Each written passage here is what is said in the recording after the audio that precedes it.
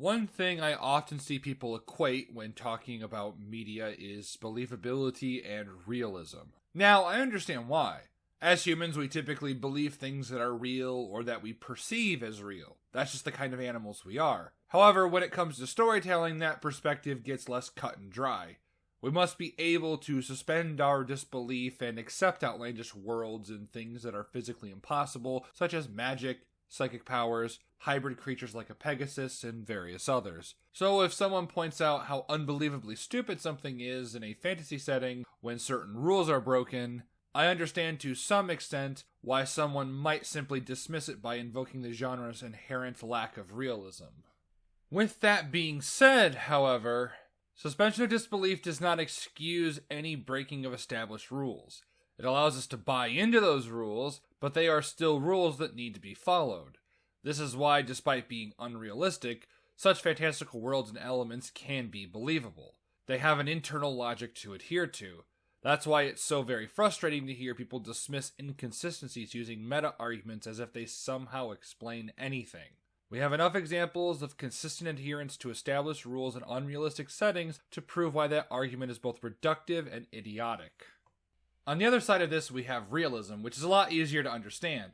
If a setting tries to portray what something might be if it happened in real life, such as the zombies from The Last of Us being based off of real-life fungi that effectively zombify insects if they infect them, or they just take place in the real world like that of a lot of cop dramas and sitcoms.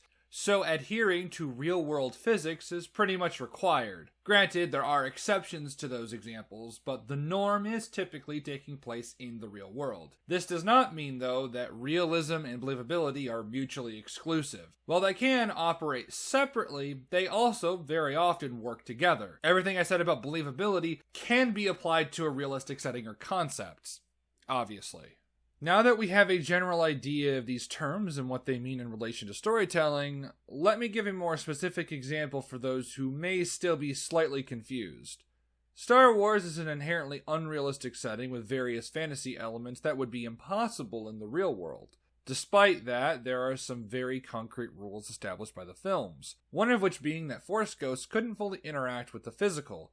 They could talk to people and become visible, but that was it. They couldn't do any more than that. Then TLJ comes along and Yoda brings down a bolt of lightning onto a tree.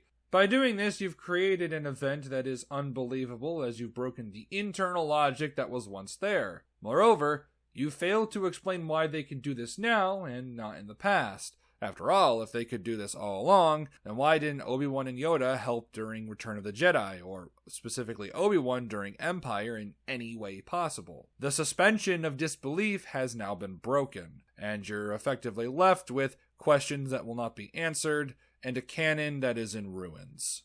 I apologize if I repeat myself. I know that my viewers will likely understand what I'm getting at. It's mainly to hammer home the point to any new person who comes across me and to those who perhaps unknowingly mix up these two ideas. I do thank you all for listening. I have a very big video in the works that will be my biggest project yet, and I hope you will all join me.